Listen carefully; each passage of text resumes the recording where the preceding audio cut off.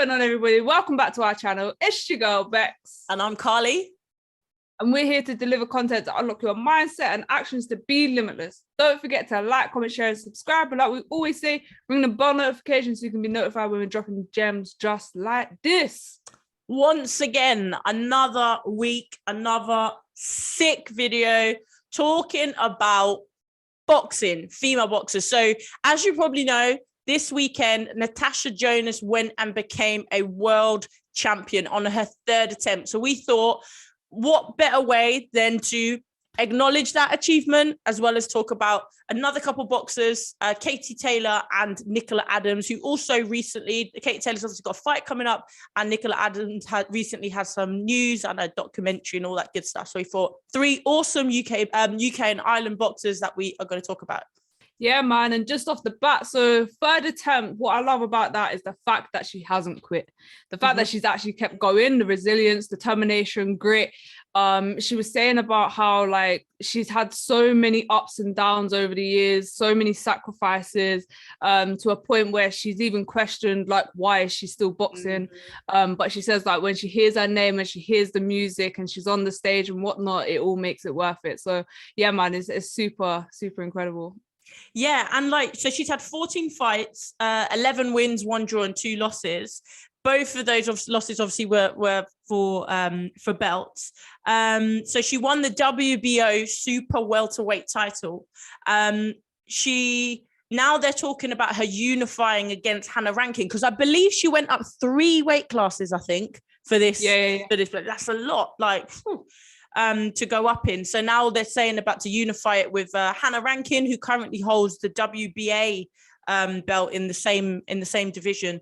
But just on Natasha, so she was the first British female boxer in history to qualify for the Olympics after her semi-finals in 2012 at the World Championships.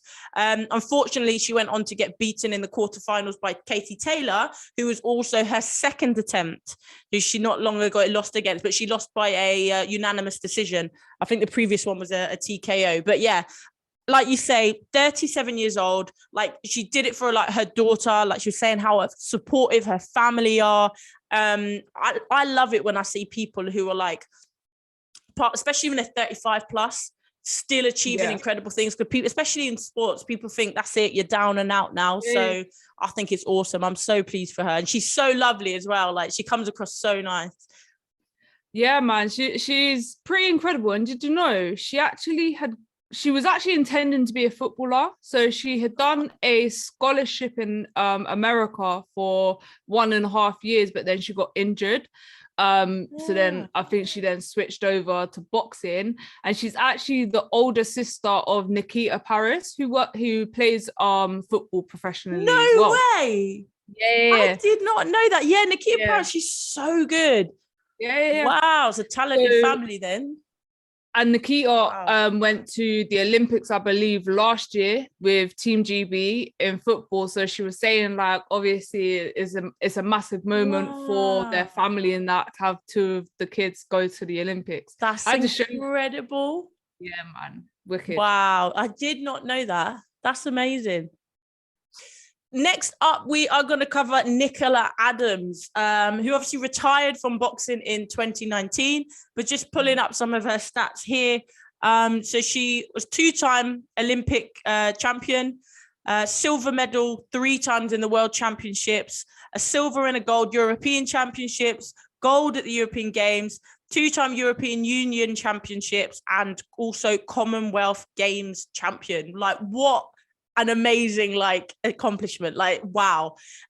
She obviously became professional. She didn't have that many fights though, so she had 5 wins, 1 draw, so she only had a total of 6 fights. Unfortunately, she had to retire for medical reasons. She tore her pupil, and obviously there was a risk that, you know, one wrong shot and that would be it. She could lose her sight. So unfortunately, she made the decision, I'm sure super difficult, because I know she wanted to come in with boxing and change the game up, because again, you know, women, they're not given as much attention. It is getting so much better now, but it's still obviously a long way off, and I know she wanted to be part of that, but of course your health 100% comes first.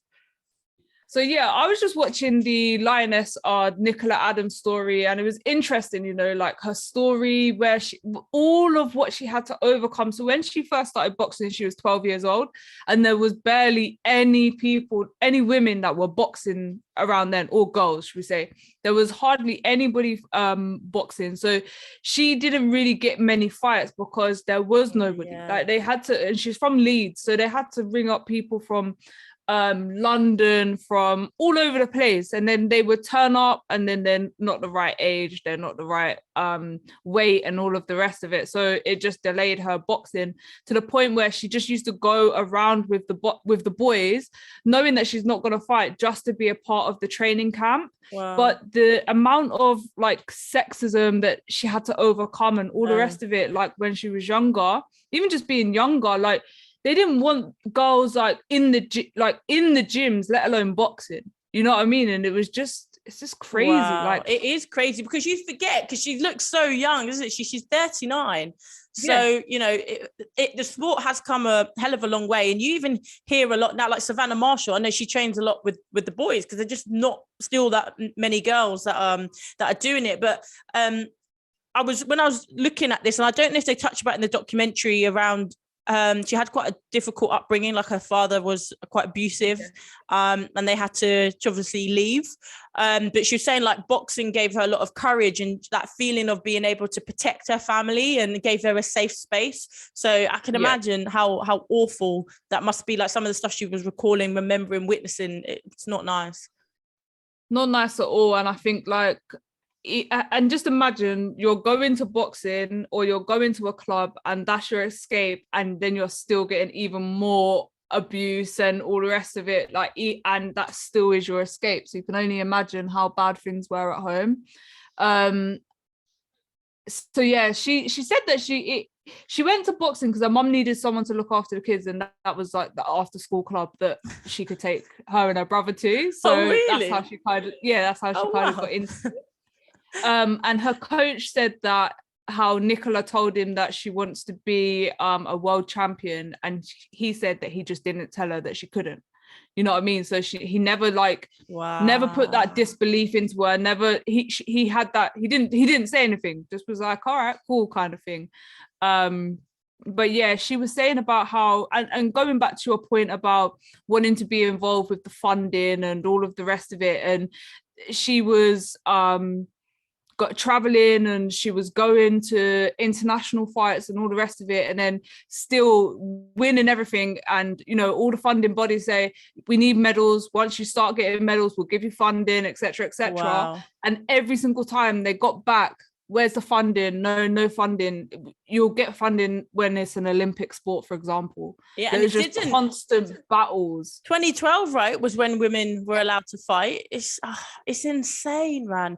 So well, obviously we'll get on this when we talk about Katie Taylor, but even her opponent, she was saying she was like fighting for like $1,000, like a few hundred here. Like it's absolutely nothing compared to what some of them are getting now. But to think, yeah, sorry, we're not going to help you out unless we see X, Y, and Z. And you're like, well, I just won that. Yeah, but you know, sorry, this and this. But, and people who don't have the vision, if the vision's not there as well, you've got to hope that someone's like, you know what, we're gonna run with this. Like Eddie Hearn is doing a lot in the space for women at Matchroom Boxing.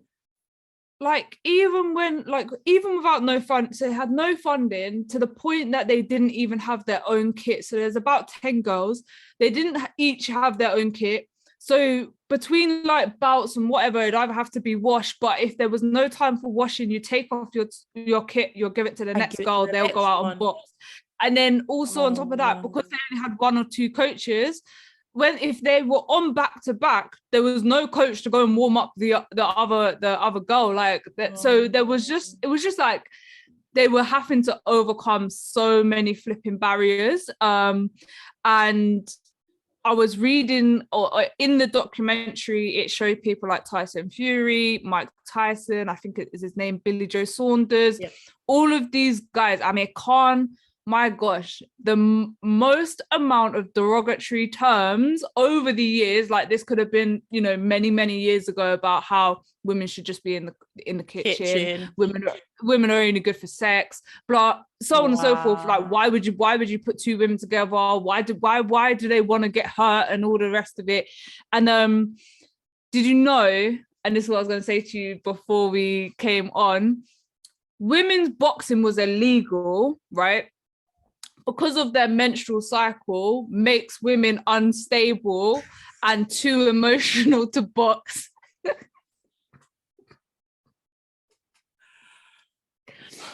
That's apparently why women weren't allowed to box. So they're too emotional and they wouldn't be able to hack it, kind of thing. And football alongside that was banned in 1921 for 50 years because of fears that women will get hurt.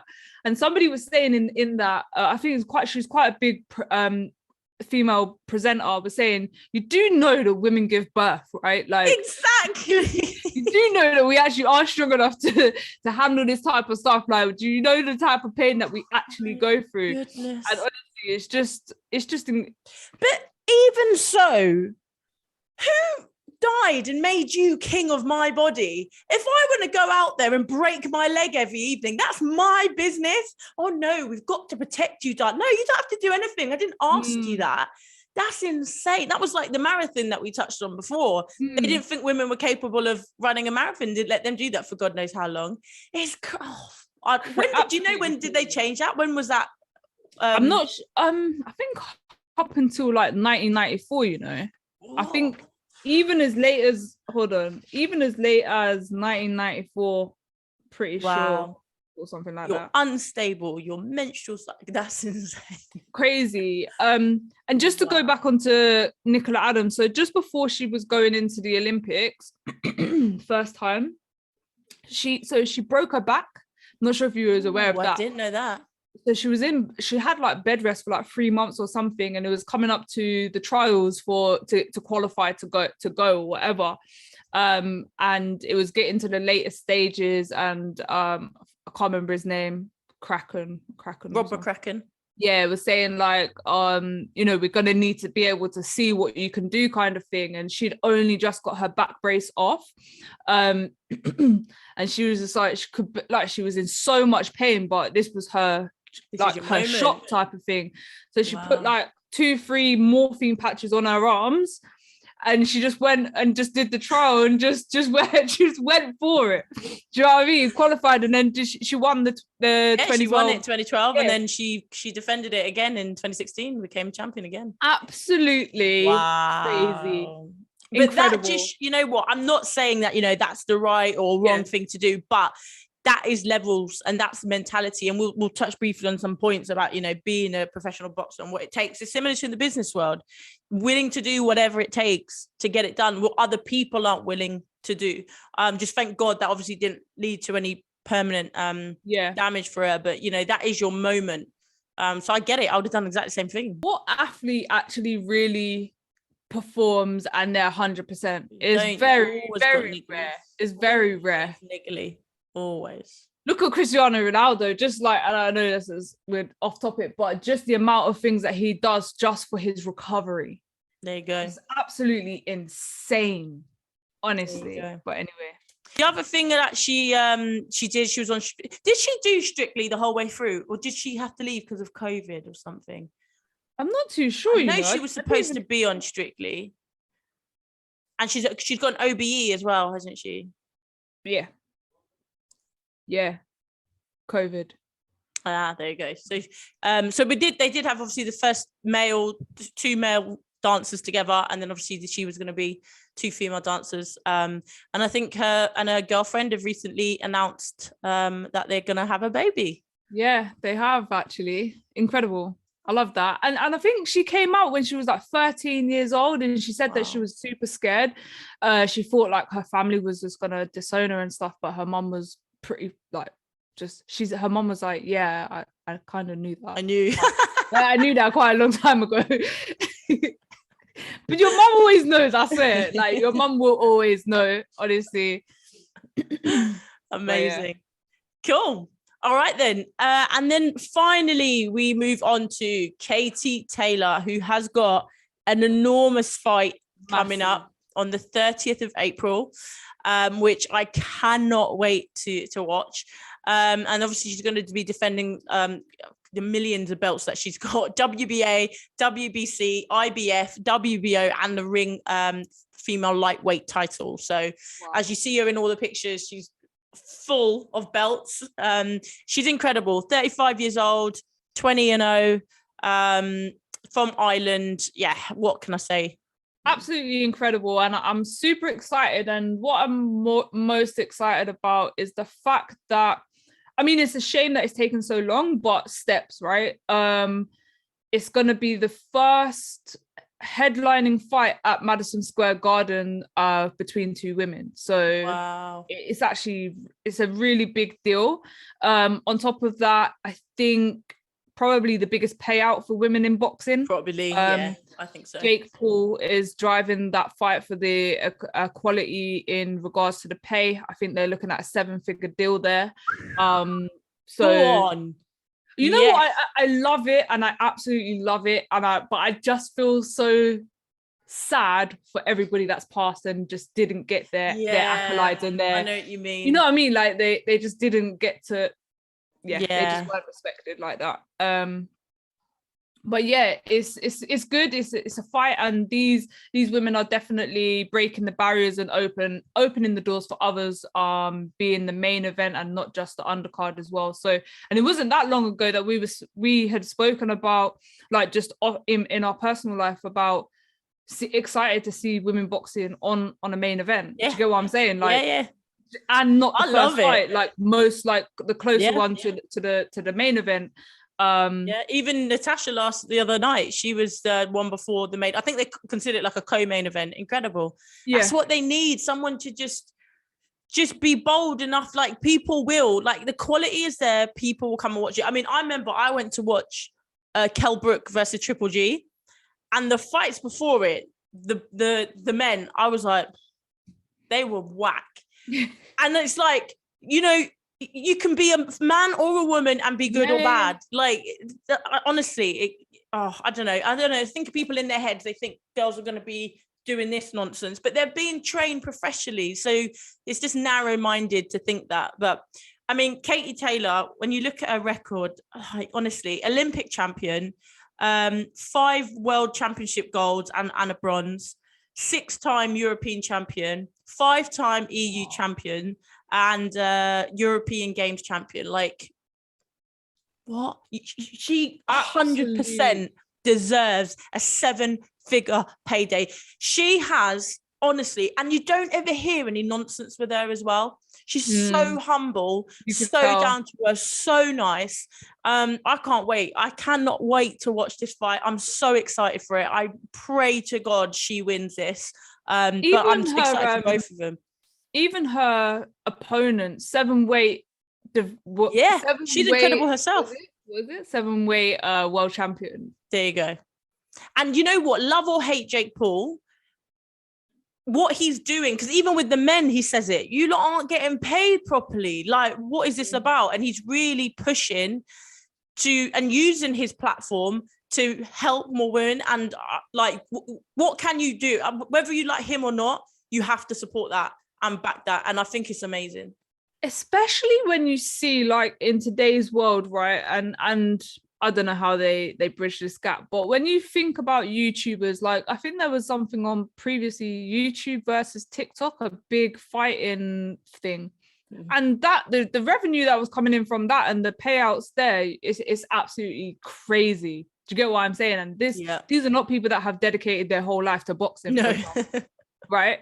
Okay, entertainment pays and all the rest of it, but it's like, come on, let's put some respect on what people are actually training their whole lives to do, you know? Training their whole lives to do, getting their head bashed in for your entertainment. Literally, like Amir Khan was saying the other night, you know, he just wants to spend time with his family. You think, like, Kell Brook's the same. His family were opening presents over Zoom to him because he was training away. Like, you think if you're fighting, 3-4 times a year, you're away for several weeks of that. Some of them do full 12-week training camps. So how often are you actually spending time with your family? I think when Tyson last fought, I think Paris was saying she'd seen him for 2 weeks over the last 6 months or something like that. Like, how many people are willing to do that? The levels of sacrifice, getting in the ring, getting beaten up, the hours and hours. Too right, they should be paid millions and millions of pounds so you can have a good laugh at them getting beaten up. And you're like, what entertainment? Damn right, put some respect, mate, honestly. Yeah. Absolutely. But yeah, so there are 3 women. Have you got some characteristics about being a boxer? Yeah, so just a few things then. So as Mike Tyson said, hard work beats talent. It is pure hard work, dedication. You're not going to become professional by just training here or there, whatever. You need mental strength, obviously the skills, so getting down to be coached by experienced boxing coaches, stamina, strength. It comes down to your nutrition, discipline, and consistent commitment. Like, you can't be on then off. And I think a lot of boxers have been criticized for that. I know Ricky Hatton was known for it as well, between fights ballooning up, and it's not good for your body to do that. So it takes a lot of dedication and hard work. And like, this is why we always like to cover business and sports, because it's very similar in the things, other than the nutrition side. Don't get me wrong, obviously looking after your health and stuff, but the levels of dedication they need to do for boxing, but the rest, it's all the same. And you just see it. Honestly, the conditioning, when they get on the scales, you're just like, wow, absolutely. Crazy. Even the heavyweights, like, when you look at them, like, yeah, okay, they're big, but some of them are really, like, even Tyson Fury, you can tell when he's come off of the back of a training camp. Yeah. You can tell. And he's fit as much as, yes, okay, he doesn't look like a bodybuilder, but the guy is fit. You get in a ring with him and see who's going to be the first one to get out puffing and puffing. So absolutely. And though, like, the mental strength side of it, it's like I was reading about, it was saying it's not one, it takes guts to get in a ring.